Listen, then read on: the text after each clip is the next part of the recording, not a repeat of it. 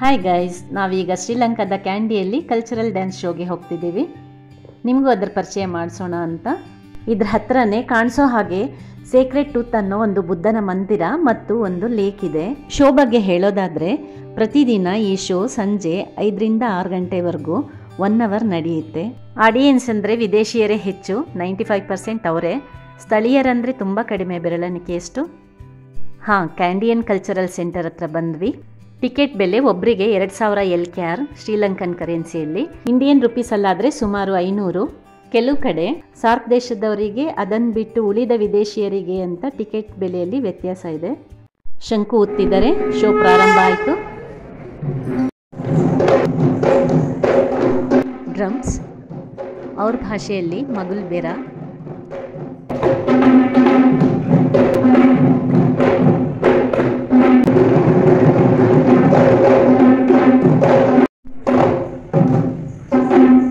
ನಮ್ಮ ಭರತನಾಟ್ಯ ಕಾರ್ಯಕ್ರಮದ ಪ್ರಾರಂಭದಲ್ಲಿ ಪುಷ್ಪಾಂಜಲಿ ನೃತ್ಯ ಇರುತ್ತೆ. ಅದು ನಟರಾಜನಿಗೆ, ಗುರುಗಳಿಗೆ, ನಾಟ್ಯ ಪ್ರವೀಣರಿಗೆ, ಸಭಿಕರಿಗೆ ಹೂವನ್ನು ಅರ್ಪಿಸಿ ವಂದಿಸಿ ಪ್ರಾರ್ಥಿಸೋ ರೀತಿ ಅದು. ಪೂಜಾ ನಟುಮ ಇದು ಸಹ ಅದನ್ನೇ ಹೋಲುತ್ತೆ.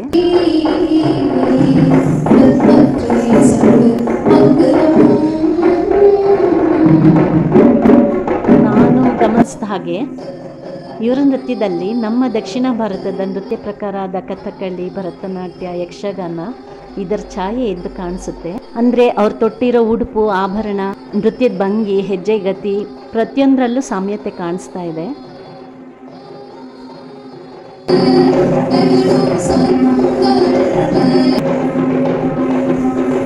ಇದು ನಮ್ಮ ಭರತನಾಟ್ಯಂನಲ್ಲಿ ನೃತ್ಯದ ಪ್ರಾರಂಭದಲ್ಲಿ ಹಾಗೂ ಕೊನೆಯಲ್ಲಿ ನಮಸ್ಕರಿಸೋ ನೃತ್ಯ ಕ್ರಮ.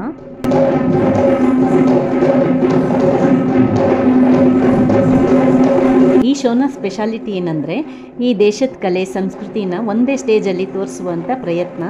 ಅಂದರೆ ಕಲೆ ಎಲ್ಲ ಪ್ರಕಾರಗಳನ್ನ 1 by 1 ಪರ್ಟಿಕ್ಯುಲರ್ ತಂಡ ಬಂದು ಪ್ರದರ್ಶನ ಮಾಡ್ತಾರೆ.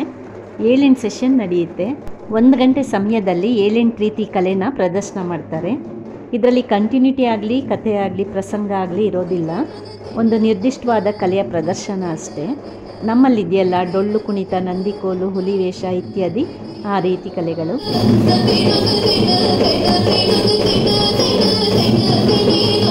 ಇದೊಂದು ವೇಷ, ಅವರು ತೆಲ್ಮೆ ಡ್ಯಾನ್ಸ್ ಅಂತಾರೆ.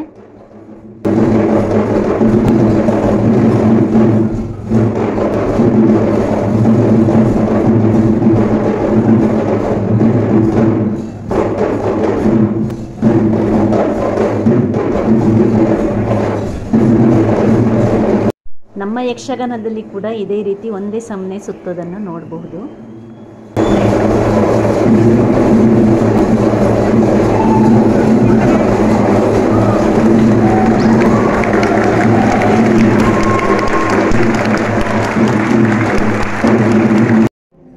ಪಂತೇರು ಕಲೆ, ಇದರಲ್ಲಿ ಹೆಚ್ಚಾಗಿ ಪಲ್ಟಿ ಹೊಡೆಯೋದನ್ನು ನೋಡ್ಬೋದು.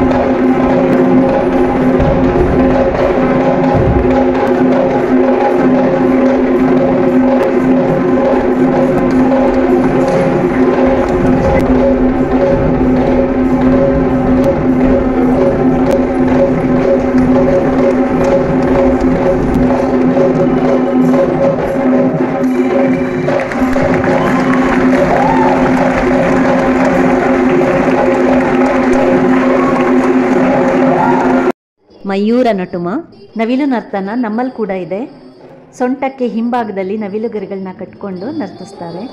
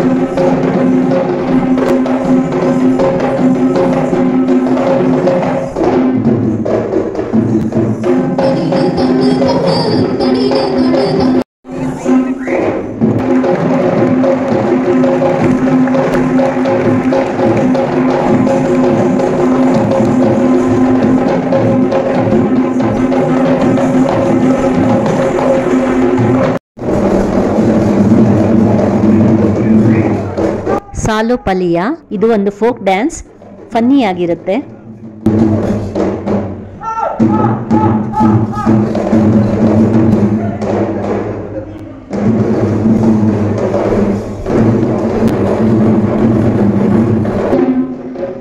ರಾಬನ್ ಡ್ಯಾನ್ಸ್ ಇದು ಟ್ರೆಡಿಷನಲ್ ಫೋಕ್ ಡ್ಯಾನ್ಸ್.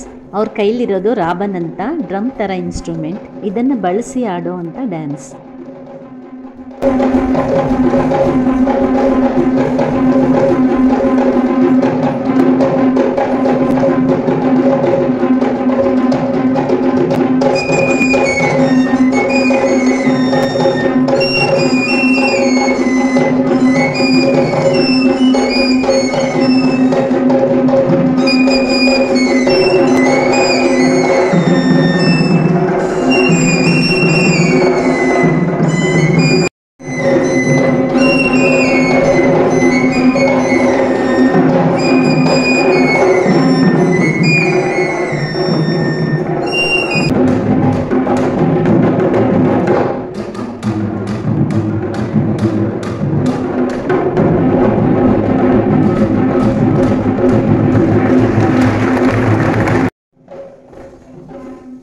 ನಾಗ ಗುರುಲು ಇದು ನಾಗ ಮತ್ತು ಗರುಡನ ನೃತ್ಯ.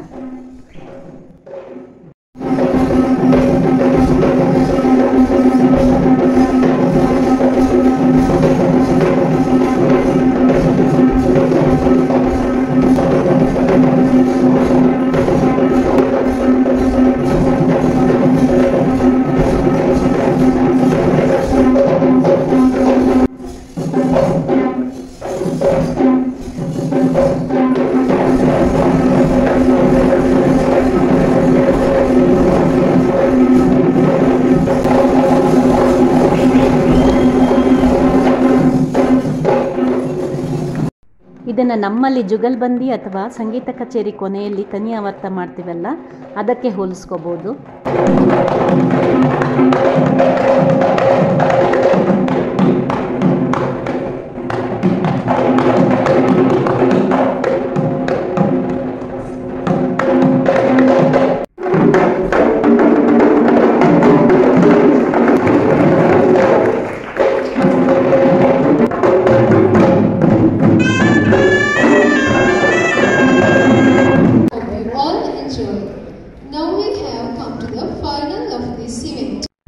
ಇದು ಕೊನೆ ಸೆಷನ್, ಫೈರ್ ಪ್ಲೇ. ಸ್ಟೇಜಿಂದ ಕೆಳಗಡೆ ಮಾಡಬೇಕಿರೋದ್ರಿಂದ ಕೊನೆಯಲ್ಲಿ ಇಟ್ಕೊಂಡಿದ್ದಾರೆ. ನಮ್ಮಲ್ಲಿ ಜಾತ್ರೆಗಳಲ್ಲಿ, ಸರ್ಕಸ್ನಲ್ಲಿ ಮಾಡುವಂಥದ್ದು ಯಾರಾದರೂ ನೋಡಿದರೆ ನೆನಪಿಸ್ಕೊಳ್ಬಹುದು.